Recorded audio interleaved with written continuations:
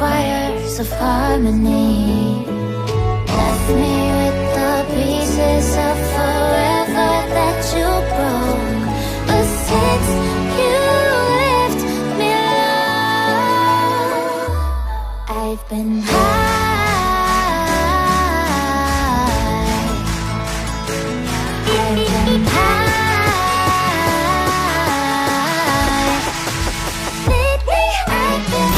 Yo, what's up everybody, balik lagi di channelnya Reza Kusuma Putra. So oke guys, seperti biasa hari ini gua lagi ada di All In Detailing. Buat kalian yang mau ngecat dan detailing motor kalian bisa langsung datang aja ke sini. Nah, di video kali ini gua akan mereview salah satu masterpiece menurut gua ya. Karena motor ini sudah di custom habis-habisan. Jadi motor ini sudah di custom total.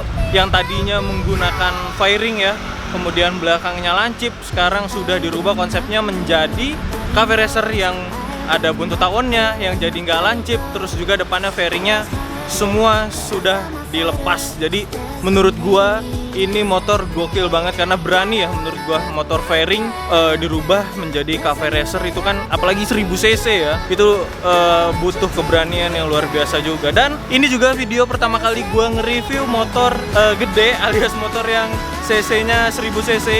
Jadi ya gua cobalah ya untuk mengenal motor-motor yang cc-nya lebih besar, walaupun gua belum tahu banyak karena tadi gua juga udah nanya-nanya banyak sih sama ownernya supaya ada info yang lebih tepat, jadi biar nggak ngawang-ngawang lah ya. Jadi gua udah tahu ubahan apa aja yang sudah dirubah di motor ini. Ya udah guys, jadi nggak usah lama-lama lagi, kita langsung cek aja. Ini dia videonya.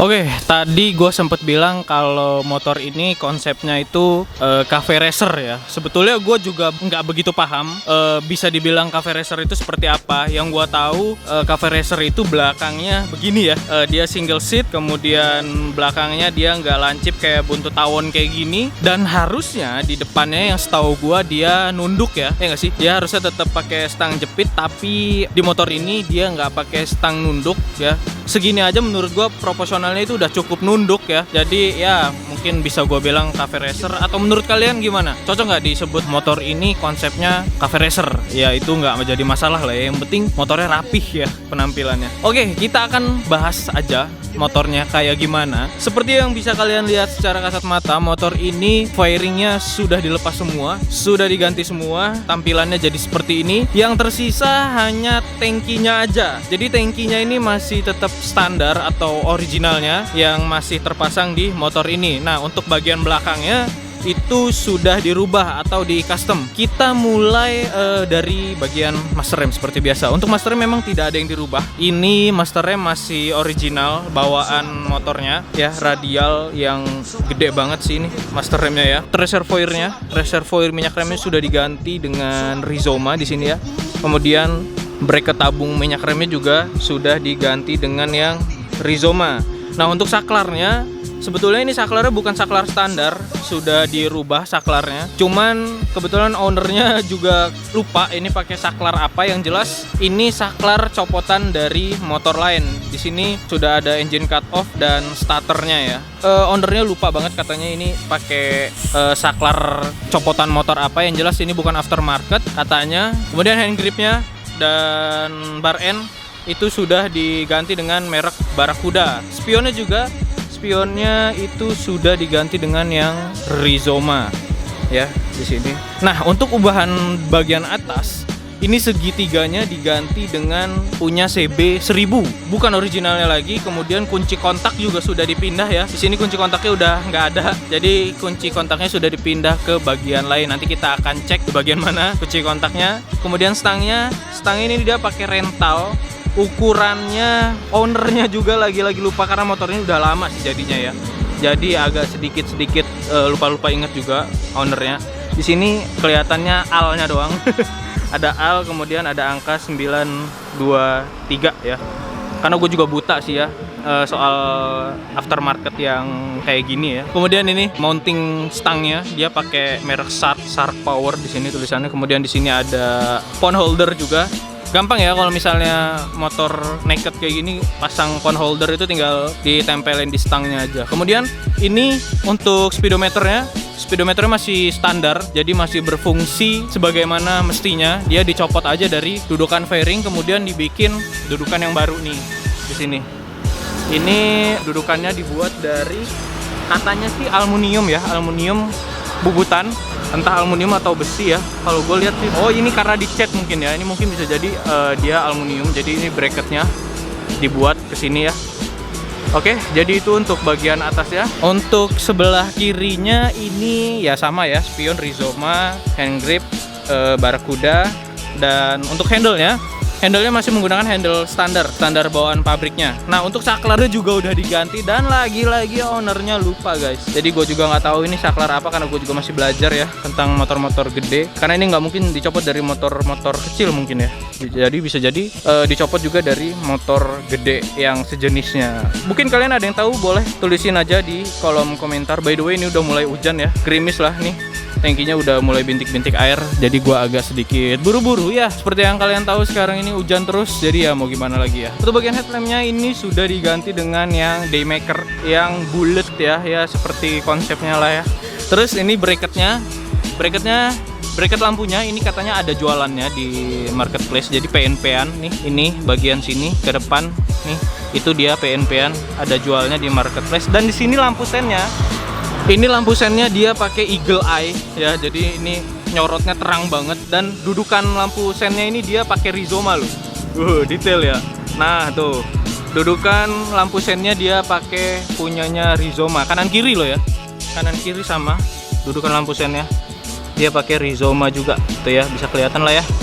Jadi sama dudukannya kanan kiri. Nah, untuk spakbor depan ini sudah diganti dengan carbon fiber. Kayaknya sih kelihatannya ini cetakan, bukan parts standar yang kemudian dilapis. Kelihatan ini cetakan sih, karena kayak tipis gitu loh. Kalau misalnya part ori yang kemudian dilapis itu biasanya lebih tebel gitu ya.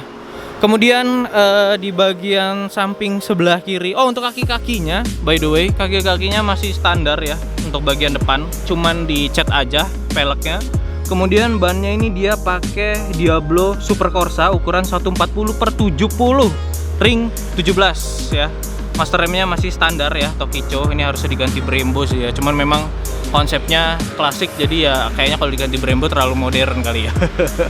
Itu juga selang remnya sudah diganti dengan yang Hell. Ya ini Hell lah ya. Ininya ngangkat nih. Ininya ketutupan. Oh ini nih ada nih. Nih ya. Ini Hell selang remnya. Nih ya, ketutupan label ya, sama karetnya itu. Ya ini juga aksesoris lah ya.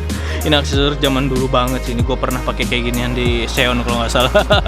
Ya kemudian bagian bawahnya ya, kalian bisa lihat tuh kopong. Biasanya ada fairing di sini. Ini semua dilepas. Dan kunci kontaknya di sini, kunci kontaknya sudah dipindahin ke bagian sebelah kiri. Ini dia kunci kontaknya. Ya jadi semua wiring ya, yang tadinya di atas sana kemudian ditarik. Dan kata ownernya juga ini dia nggak nambah kabel ya, jadi memang posisi kabelnya memang tinggal ditarik aja dari atas, jadi cukup untuk dipindahin ke sini. Nah ini dibikinin lagi bracketnya ya, dari besi, dari plat besi, kemudian nempel ke sasis. Dan ini kemungkinan sasisnya harus dibor ya, enggak sih? Jadi ya penempatannya ada di sebelah kiri sini. Kemudian di sini ada apa ini namanya? Frame slider. Tahu nggak tuh gue frame slider? Frame slider dari WR3, kanan kiri pastinya. Untuk bagian belakang, nah menariknya ini, bagian belakang itu tidak ada yang dipotong untuk bagian sasisnya. Jadi semuanya di custom karena memang bagian belakang dari tengah ke belakang ini untuk yang standarnya itu bisa dilepas. Jadi ini kemudian di custom lagi dudukannya di sebelah sini. Nah, ini di custom. Ini dudukan yang di custom menggunakan bahan aluminium. Kemudian dibubut cara manual ya, bukan CNC kelihatannya. Kemudian dipasang di sini, di fitting ulang karena memang katanya dudukan belakangnya itu ya memang bisa dilepas pasang aja gitu ya kan. Jadi kalau misalnya nanti mau dibalikin ke standarnya lagi, itu bisa banget, tinggal ngelepas yang customannya ini kemudian dipasang yang aslinya. Nah untuk joknya literally memang ini motor jomblo. alias memang motor yang orang pengen riding sendirian aja gitu ya, nggak perlu boncengan ya kan gitu. Kemudian bagian belakang ini buntut tawonnya atau buritannya ini dia pakai plat. Ini plat bukan fiber. Tadi gue kiranya itu fiber ya, ternyata plat. Mungkin memang harusnya pakai plat karena memang ini kan motornya 1000 cc, harusnya menggunakan bahan yang lebih kuat ya nggak. Ini joknya juga dia di custom kayak gini, ada motif-motifnya. Ini hujan guys, gerimis guys, jadi ya agak buru-buru sedikit guys. Dan kemudian di bagian bawah ya seperti biasa lah, masih standar lah ya. Cuman dia di situ pakai mudguard di bagian belakangnya supaya ini tanahnya nggak langsung nyiprat ke atas gitu ya kan. Jadi sebenarnya lebih cakep dipasang mudguard juga sih, karena konsepnya jadi lebih terarah. Kalau misalnya dia kosong aja gitu lebih aneh malah ya nggak sih, kalau menurut gua ya. Malah memang harusnya dipasang mudguard biar udah fungsi, penampilan juga bertambah yang pasti. Nah, mudguardnya di sini bracketnya dia pakai WR3 lah ya. Di sini dia pakai WR3, kemudian ini kayaknya custom, entah custom atau memang ada jualannya. Ya, gue juga kurang tahu untuk motor seperti ini, kayaknya sih memang ada jualannya ya untuk mudguardnya. Nah, untuk ban belakang dia sama pakai Pirelli Diablo Super Corsa dengan ukuran 190/55. Jadi ini agak gepeng bannya, nggak menggendut lah gitu ya, jadi kelihatan agak gepeng. Nah, untuk bagian exhaustnya alias knalpot, sini dia pakai Arrow full system. Wih, si tahu nggak tuh ya, Arrow full system sampai ke headernya. Ini engine-nya jadi lebih terekspos di bagian bawahnya. Biasanya kan kayak kita nggak pernah tuh ngelihat motor fairing di engine bagian bawahnya. Ini apa sih namanya ya, gue lupa, penampungan olinya gitulah ya, di bagian bawah jadi lebih terekspos. Kalian bisa lihat sendiri ya kan. So oke guys, jadi gitu aja ya.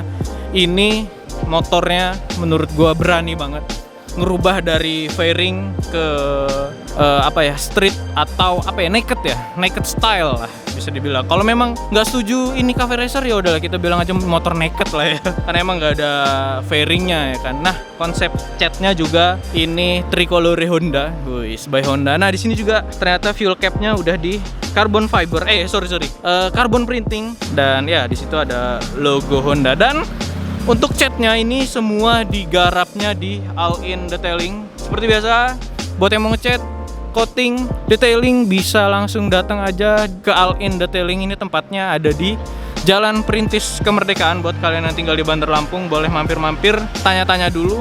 Oke, jadi gitu aja motornya untuk CBR 1000 Custom kali ini. So oke guys, jadi itu dia motornya. Motornya menurut gua customannya berani banget. Dari bagian belakang, ya walaupun kelihatannya memang nggak ngerubah banyak ya, karena ya motor 1000 cc gitu kan. Kalau misalnya dirubah terlalu ekstrim ya mungkin ya sayang aja gitu ya nggak sih. Karena kan memang nyawanya sejatinya motor ini dia fairing ya, pakai fairing, jadi dirubah jadi naked kayak gini. Padahal sebenarnya bisa aja sih ya, kalau memang orangnya banyak duit tinggal beli yang nakednya ya nggak sih. Cuman gokil, gue nggak habis pikir sih sama orang-orang yang berani gitu custom motor-motor kayak gini. Wah, itu luar biasa banget, dan menurut gue ini salah satu masterpiece mungkin ya yang ada di Bandar Lampung, karena gue jarang, atau memang gue nggak tahu aja kali ya, di Lampung ada yang ngerubah sport fairing 1000 cc dirubah jadi naked kayak gini ya.